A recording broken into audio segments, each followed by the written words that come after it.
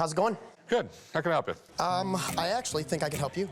I have what I'm hoping is a very, very old, very rare coin.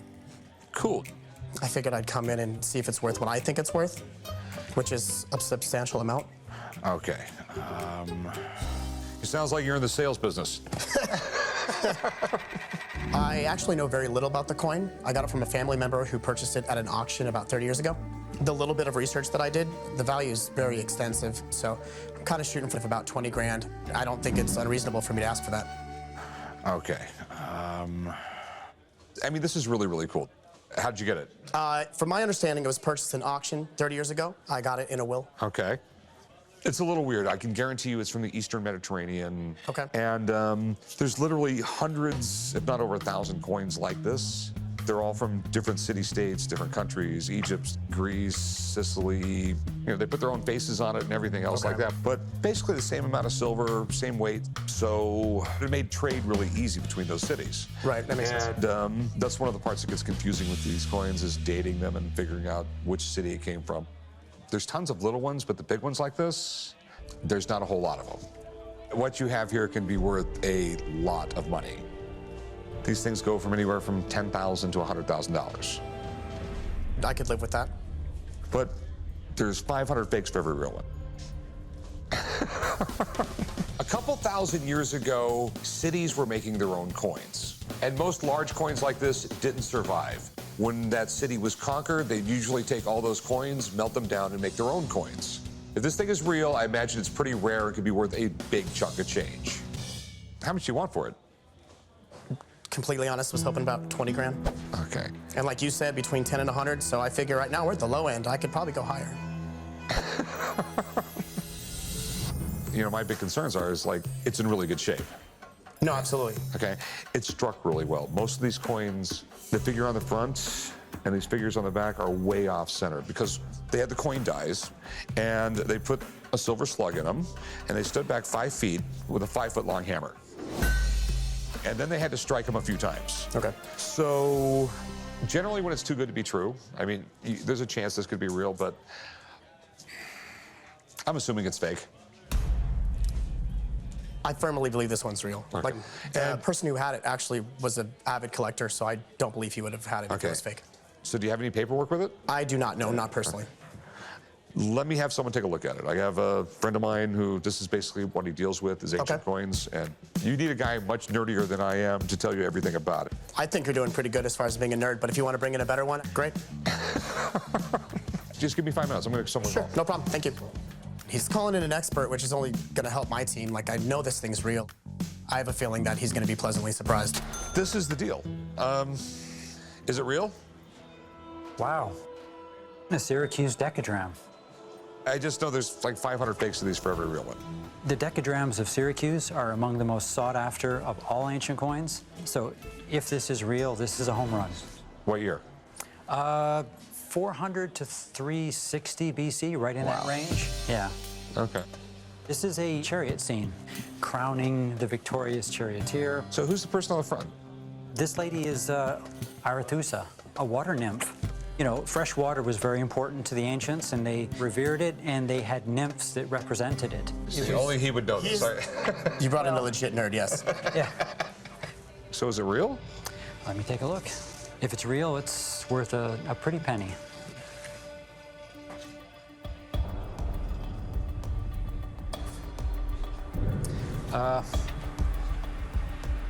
Okay, I have news. It's absolutely genuine. Absolutely genuine. That's awesome. Okay. All the features line up.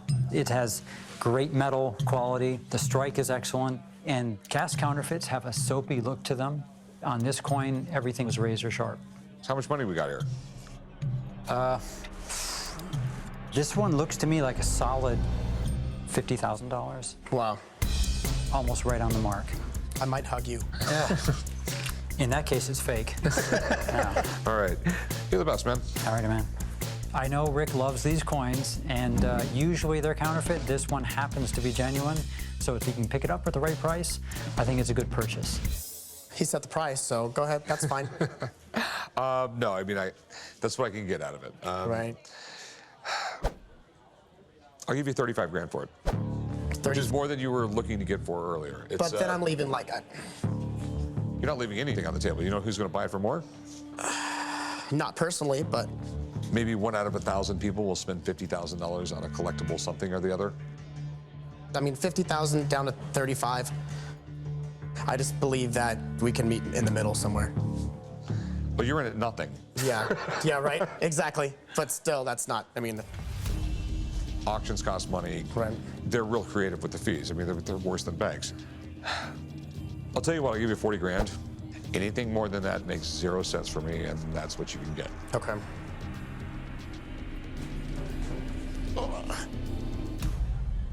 $40,000's fair. Okay, all right, cool, man, this is great. Do I get one of those big checks? No. Although I could do the responsible thing and put the $40,000 towards college funds for the kids. Maybe we'll take a family vacation. There's nothing wrong with having a little bit of fun. You have a towel? This is a mummified falcon from ancient Egypt. Is this like the sarcophagus? That is a sarcophagus, yes, sir. All right, let's go ahead. Okay?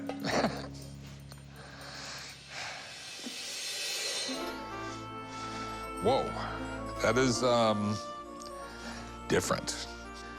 Oh yeah, it's my first mummified bird ever in my shop. Mummified falcons from ancient Egypt were used as religious offerings to honor the god Horus, and they were even people's pets that might be buried with them. I bought it originally as an investment, so let's hope the ancient gods are smiling favorably on me today and I'll make a lot of money. It's definitely incredibly cool. I haven't decided if it's creepy yet or not. Where the hell did you get this? I acquired this at an estate auction. Bought it on a whim. Do you know where it was taken or what tomb or I anything? have absolutely no information. All right. Their techniques for preservation were pretty damn good. You know, they would cut you open, take out all your organs, treat them, and then put them back in your body. And they would literally go through your nose and knock a hole into your skull and suck your brains out. But depending on how much money you had was Yeah. how well you were mummified. Sure. I mean, it looks like there was some attention to detail. One interesting thing is on this one, you can actually see the shape of the wings, so you can tell it's a complete bird. As much as this mummified bird freaks me out, it's sort of cool to see it in my shop and not in a museum. Something from ancient Egypt that is in this good a shape and this rare, I imagine there's not a lot of these in private hands. I think it's breathtaking. So how much do you want for it? I'm asking $15,000. There's a few little weird concerns I have about it. You have no paperwork, and putting a value on it is difficult.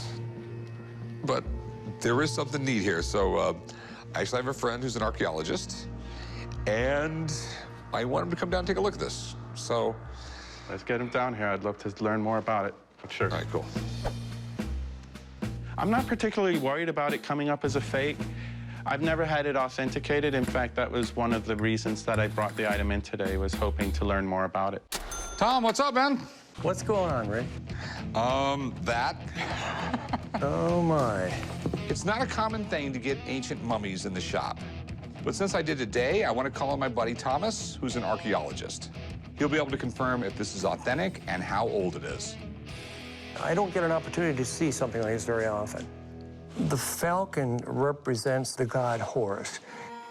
The right eye represents the sun, and the left eye represents the moon. The wings of the falcon represent heaven. Well, mummification is just a way of preserving something for eternity. But there's also a religious side to it, where they believed mummification would facilitate them getting on to the next level of being, which is after the death. It came from the estate of somebody who had a large collection of Egyptian artifacts. It looks really nice. I just am a little concerned.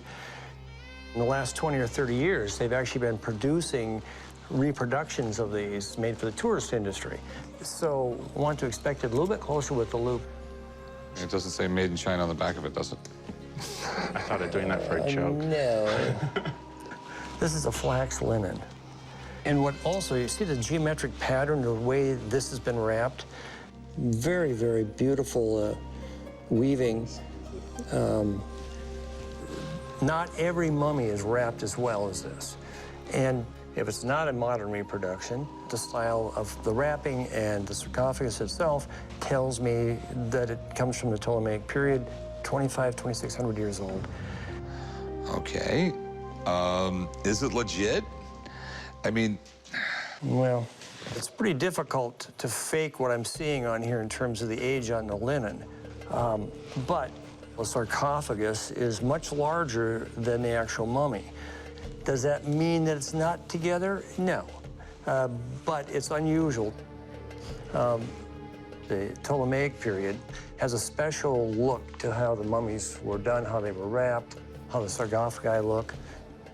So everything about this mummy tells me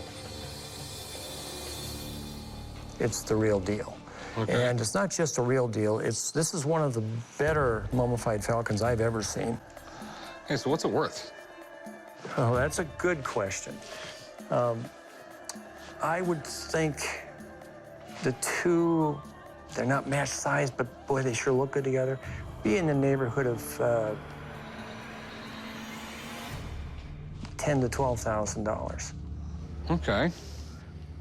I still find it so weird. All right, thanks for coming, man. Thanks for calling me on this. All right, see you. Thank you. As beautiful as this specimen is, the more information he could have provided would have elevated the value. You know, I'd give you like $8 grand for it because I have to resell it. I'm still pretty much at $15,000. I don't see any auctions where these go for under $12,000, and those are rough. They're not even real birds. I'm going to go with my guy. I can do 8. That's all I can do. That really is. I'm throwing you everything. Wow.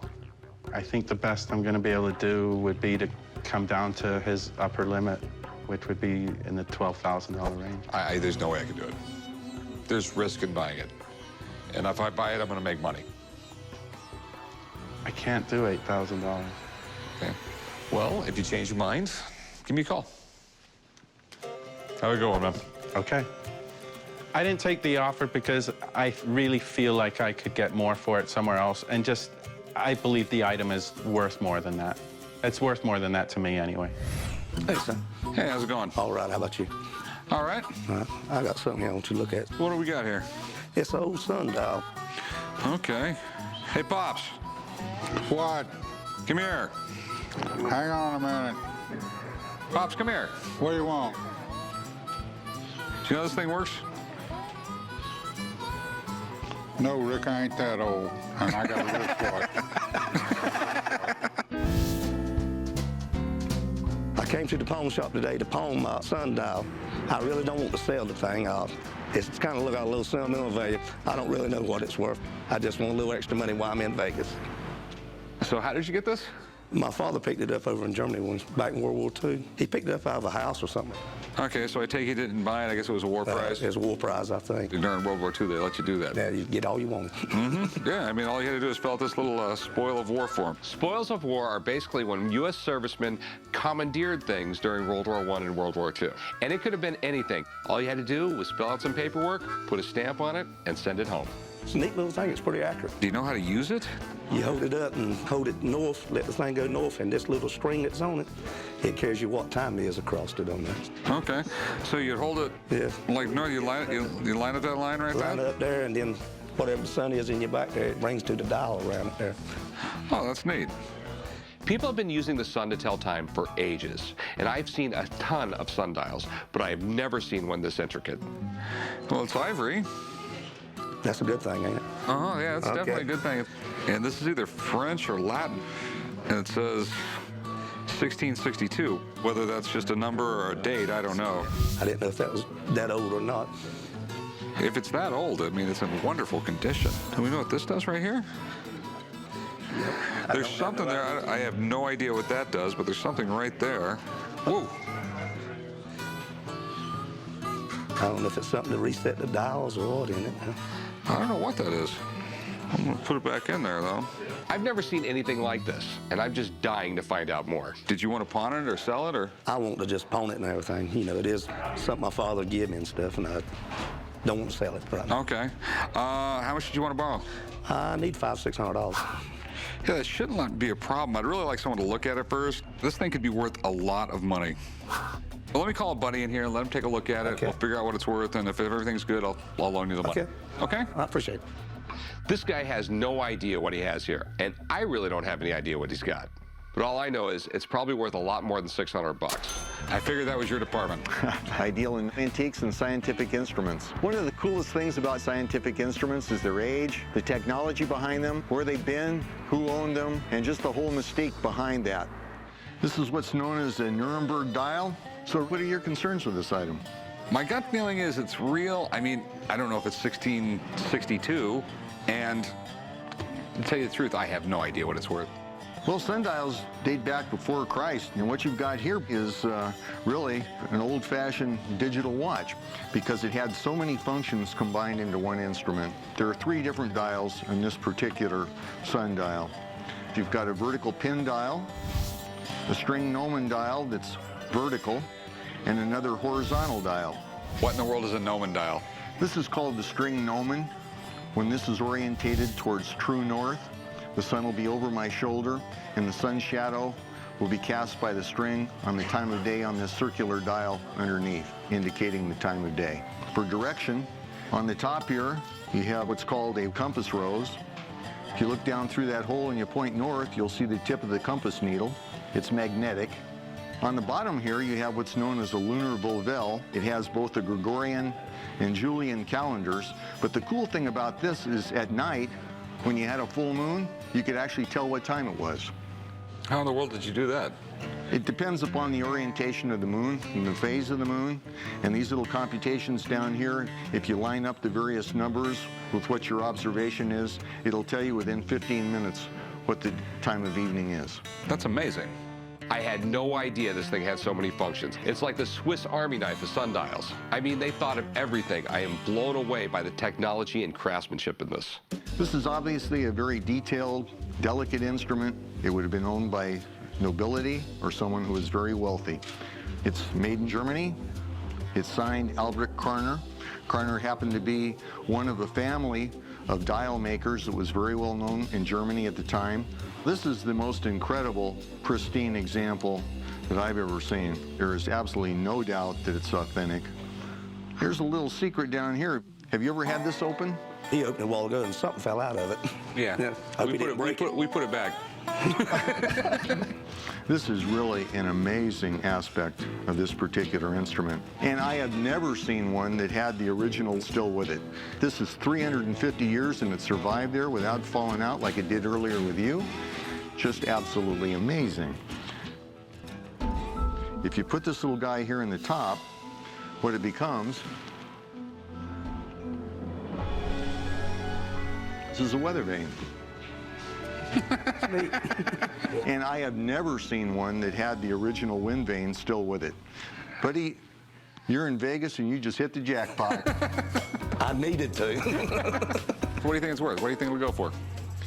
An average dial like this might sell from between $3,000 and $5,000, but one in this exceptional condition, they just do not come any better than this. There are examples in museum that don't hold a candle to this.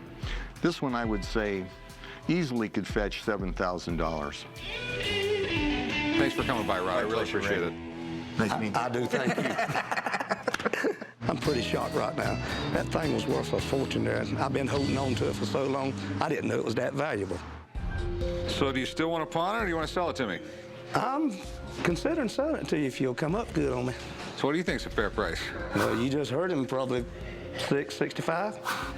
I can't do that. I'll give you $3 grand. Nah, I can't take that. You heard what he said. That's a museum piece there. Yeah, but a museum ain't gonna give you no money for it. I'll give you $4 grand.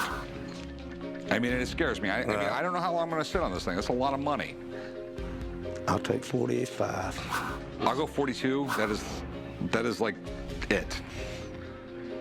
Let's do this then. We're in Vegas. Let's flip a coin. 42 if you get it, 45 if I get it. You call the coin. All right, go ahead. What the hell? Tails. Head it is. Thank you, sir. All right, let's go do some paperwork. My intentions was to pawn it, but that was $4,500. My dad would think I was a nut just to keep that right there. Take the money and go with it.